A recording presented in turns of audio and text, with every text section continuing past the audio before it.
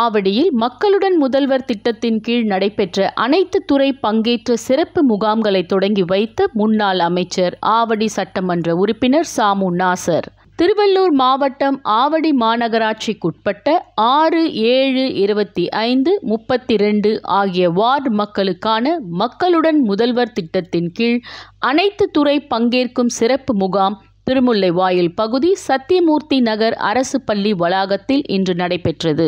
இந்நிகழ்ச்சியில் வருவாய்த்துறை, மாநகராட்சி, காவல்துறை, மின்சாரத்துறை, வீட்டு வசதி வாரியம், மாற்றுத்திறனாளி நலத்துறை, சமூக நலத்துறை, பிற்படுத்தப்பட்டோர் நலத்துறை, கூட்டுறவுத்துறை, தொழிலாளர் நல வாரியம், சமூக பாதுகாப்பு திட்டம், வேலைவாய்ப்புத்துறை, மாவட்ட தொழில் மையம் என தனித்தனி முகாம்கள் அமைக்கப்பட்டுள்ளது.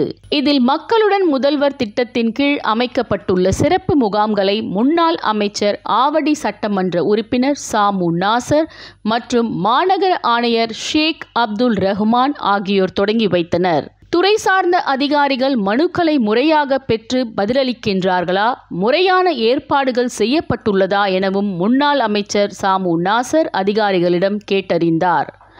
இதனைத் தொடர்ந்து பொதுமக்களிடம் மனுக்களை பெற்று மாநகர ஆணையரிடம் ஒப்படைத்தார். மேலும் மனுக்கள் மீது விரைவில் நடவடிக்கை எடுக்கப்படும் என உறுதியளித்தார். இந்த நிகழ்ச்சியில் ஆவடி மாநகர மேயர் உதயகுமார், மாநகர பொறுப்பாளர் சன் பிரகாஷ், மண்டல தலைவர் அமுதா பேபி சேகர் மற்றும் 7வது வார்டு மாமன்ற உறுப்பினர் ஜெயப்பிரியா சரவணன் மற்றும் அனைத்து துறை அதிகாரிகள் மற்றும் மாவட்ட உறுப்பினர்கள், கழக நிர்வாகிகள், வட்ட கழக செயலாளர் ஆகியோர் கலந்து கொண்டனர்.